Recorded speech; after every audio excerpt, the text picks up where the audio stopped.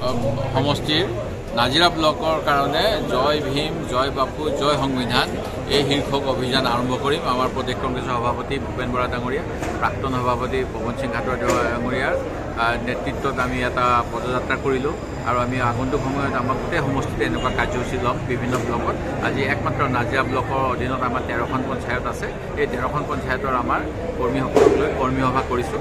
আৰু আপোনালোকে জানে দেশৰ গণতন্ত্ৰৰ প্ৰতি বৰ্তমান ভাবুকি আহি গৈছে, সংবিধানৰ প্ৰতি ভাবুকি আহি গৈছে।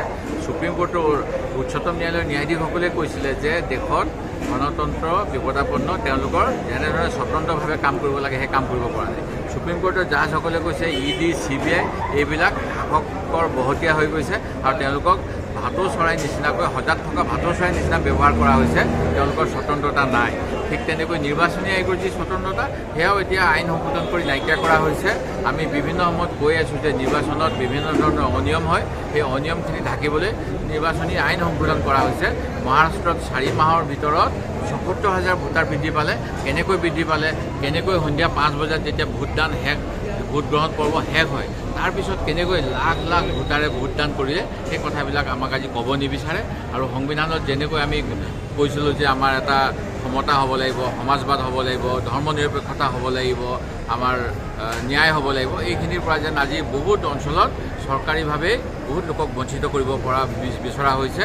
আৰু কোৱা হয় যে যদিহে এটা বিশেষ ৰাজনৈতিক দলক ভোট নিদিয়ে তেতিয়াহ'লে ভোটাৰবিলাক পাকিস্তান যাব লাগে। আকৌ কোনোবাই কয় যে যিখন সংবিধান 1949 চনত বাবা চাহেবে আমাক গ্ৰহণ কৰিলে, আমি দেশৰ জনগণে গ্ৰহণ কৰিলোঁ 1949 চনত। আৰু তেখেতসকলে কয় যে এবছৰ আগত ৰাম মন্দিৰ নিৰ্মাণ হ'ল, যেতিয়া সম্পূৰ্ণ হ'ল সেইদিনাখনে বোলে আমাৰ দেশত বোলে দেশখন স্বাধীন হ'ল। এইবিলাক কথাৰ অপপ্ৰচাৰৰ পৰা ৰাইজক আমি সচেতন কৰিব লাগিব, সজাগ কৰিব লাগিব।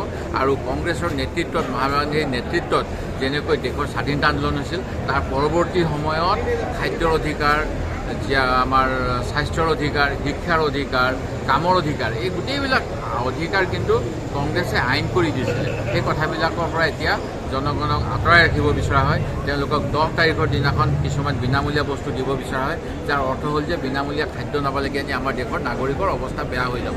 আৰু যিসকলে কাম কৰি খায় তেওঁলোকৰ কাৰণে কোনো আঁচনি নাই, নিবনুৱাৰ কাৰণে চাকৰি নাই।